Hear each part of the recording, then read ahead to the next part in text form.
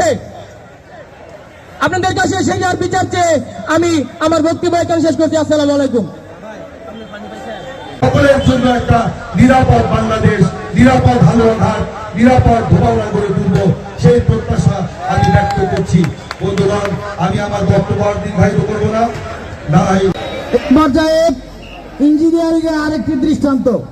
পরবর্তীকালীন সরকার ক্ষমতায় আছে, নিরপেক্ষ সরকার ক্ষমতায় আছে, ভুল করবেন।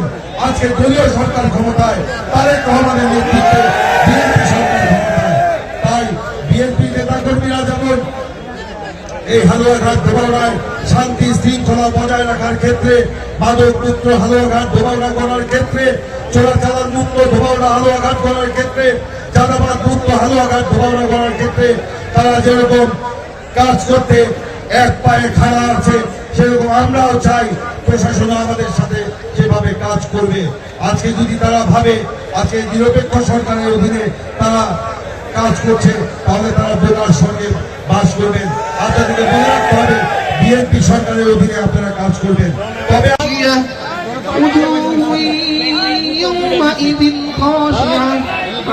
আপনারা মনোবল দৃঢ় রাখবেন, মনোবল অটুট রাখবেন।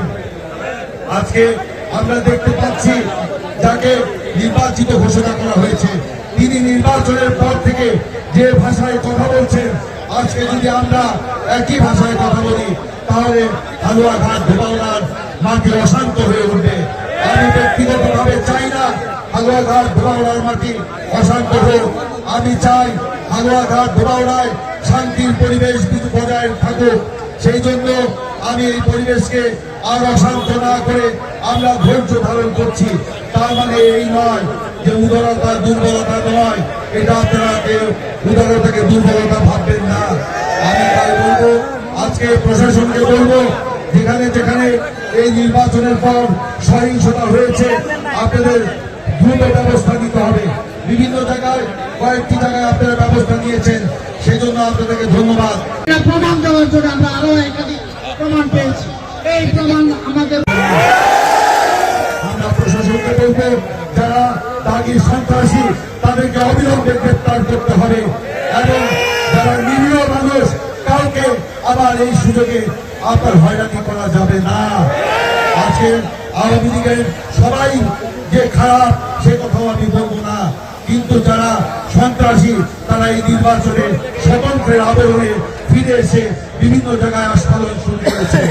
আমরা স্থানীয়ভাবে তাদের ব্যাপারে সতর্ক থাকা। তখন আমাদের কাউকে ভোট না দেখিয়ে তারা ভোট করা গণ্যে তারা বান্ডিল করে, তারা বান্ডিল করা এক এক দিকে এক একটা দৃষ্টি আকর্ষণ করে বলতে চাই যে আমাদের এই হালুয়াঘাট বাংলাদেশের দরিদ্রতম উপজেলাগুলোর মধ্যে দ্বিতীয় উপজেলা, ধোবাউড়াও তাই।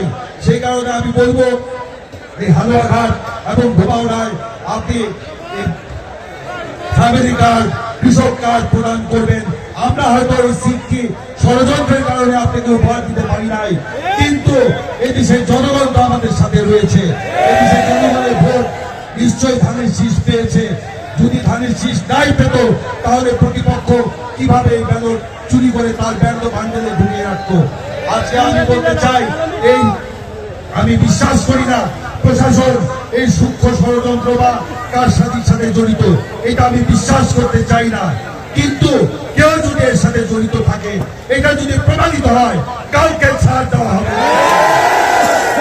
আমি তাই বলবো, আপনারা মনোবল হারাবেন না, দৃঢ় থাকবেন। হ্যাঁ, আমরা একটা ধাক্কা, তখন তারা ওইখানে বিভিন্ন রকমের একজন আমাকে তুলাবলা কথা বলা শুরু করলো। যখন আরেকটা দেখলাম তখন শেষের দিকে আমাদের যে বক্তব্যগুলো আমরা দেখলাম বা যা ঘটনা ঘটেছে তা থেকে প্রতীয়মান হয় আমরা ন্যায় বিচার পাই নাই। বিশেষ করে নির্বাচনের 2 থেকে 3 দিন আগ থেকে প্রতিপক্ষ প্রতিদ্বন্দ্বী প্রার্থী তিনি যে টাকার প্রভাব বিভিন্ন এলাকায় ছড়িয়েছেন, রাতের দুপুরের দিনে টাকা দিয়ে ভোট কেনার চেষ্টা করেছেন। আমাদের নেতা কর্মী সহ সাধারণ জনগণ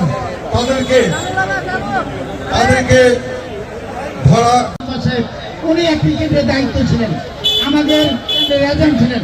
ওনার মুখ থেকে আমরা শুনবো যে নির্বাচনী কেন্দ্রে কিভাবে ভোট গ্রহণ করা হয়েছে এই বিষয়ে আমরা শুনতে চাই জনাব আবুল হাসিম মেম্বার সাহেব। পুলিং এজেন্ট সে আমাকে বলতেছে আর কোনো সমস্যা নাই, তারা বিভিন্ন ভাবে আমাকে করলো।